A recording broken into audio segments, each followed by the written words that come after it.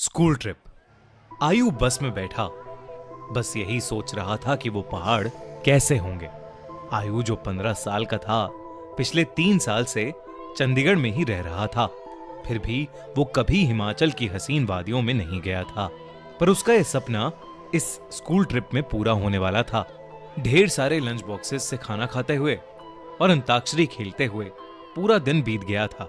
वो शिमला पहुंचने ही वाले थे कि पता नहीं कैसे उनकी बस जो कुछ मिनट पहले एकदम ठीक चल रही थी, उसमें से धुआं निकलने लगा। रात बहुत हो चुकी थी और बच्चे साथ में थे, तो सब टीचर्स ने मिलकर फैसला लिया कि वो पास में ही एक होटल के अंदर रुक जाएंगे और सुबह मैकेनिक को बुलाकर बस ठीक करवाकर शिमला के लिए वहां से निकल जाएंगे। वो लोग पास के एक होटल तक पहुंचे। वो होटल दोनों तरफ से बड़े बड़े पेड़ और पहाड़ों से घिरा हुआ था। सब टीचर्स ने बच्चों को होटल में अलग अलग कमरों में बांट दिया और डिनर के बाद सब सोने चले गए। आयु को अपने 2 दोस्तों अमन और रोहन के साथ कमरा मिला था और वो बहुत खुश था क्योंकि वो दोनों उसके काफी अच्छे फ्रेंड्स थे। आयु, अमन और रोहन जब कमरे में गए तो कमरे की खिड़की से उन्हें जंगल के बीचों बीच एक झील दिखाई दी।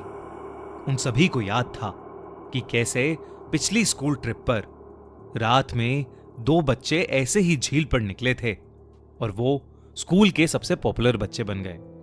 तो उन तीनों ने भी प्लान बनाया कि इस बार वो भी कुछ कारनामा करेंगे। उन्होंने सोचा कि वो होटल से छुपके से निकल जाएंगे और उस झील पर जाकर फोटो खींचकर वापस आ जाएंगे। जैसे ही होटल का गार्ड सो गया, वो तीनों निकल गए। झील दिखने में तो होटल से ज्यादा दूर नहीं लग रही थी, पर वो तीनों करीब आधा 1 घंटा झील की तरफ चले जा रहे थे और जंगल का रास्ता था कि खत्म ही नहीं हो रहा था। ठंड बहुत ज्यादा बढ़ चुकी थी और उस सुनसान जंगल में उन तीनों की ठंड के मारे हालत खराब हो रही थी। उन्होंने अपना फोन चेक किया तो उसमें सिग्नल नहीं था। तब उन्हें लगा कि उन्हें झील का प्लान कैंसिल करके वापस होटल चले जाना चाहिए। अपने फोन की फ्लैशलाइट के सहारे वो वापस होटल का रास्ता ढूंढने लगे। रास्ता ढूंढते ढूंढते अमन और आयु, जो रोहन के थोड़ा आगे चल रहे थे, जब पीछे मुड़े तो उन्होंने देखा कि रोहन वहां था ही नहीं। तभी उन्हें अपने पास में से किसी के भागने की आवाज आई। वो बहुत घबरा गए, पर क्योंकि वो रोहन को अकेला नहीं छोड़ सकते थे तो उन्होंने उस कदमों की आवाज का पीछा किया। वीरान और घने जंगल के बीच वो उन कदमों की आवाजों का पीछा करते गए, जो कुछ मिनटों बाद बंद हो गई। रोहन उनको अभी तक नहीं दिखा था और अमन और आयु अब बहुत ज्यादा डरने लगे थे। लेकिन तभी उन्हें ऐसी आवाज आई कि मानो कोई जमीन खोद रहा था। वो धीरे धीरे उस आवाज के पास गए और झाड़ियों के पीछे से उन्होंने देखा कि और कोई नहीं बल्कि रोहन ही जंगल में एक गड्ढा खोद रहा था। उन्होंने डर के मारे रोहन को पुकारा। रोहन उनकी तरफ मुड़ा और उन्हें गुस्से से भरी आंखों से देखने लगा। उसकी आंखें एकदम काली पड़ चुकी थीं, जैसे किसी ने उसके अंदर से आंखें ही निकाल ली हों। अमन रोहन के पास गया और उसने रोहन के कंधे पर हाथ रख के उससे पूछा कि उसे क्या हुआ है। लेकिन रोहन के कंधे पर हाथ रखते ही रोहन अमन के ऊपर चिल्ला उठा और रोहन ने उसे एक बहुत तेज धक्का दिया। अमन काफी दूर जाकर गिरा। रोहन के अंदर कोई अजीब सी शक्ति आ चुकी थी। आयु भागा भागा अमन के पास गया।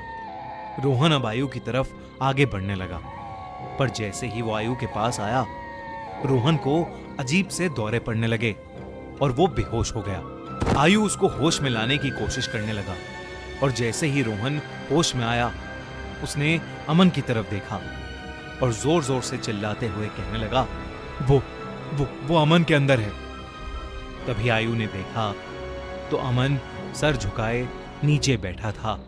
उसने अचानक से अपना सर उठाया और उसकी आंखें भी बिल्कुल काली पड़ी थीं।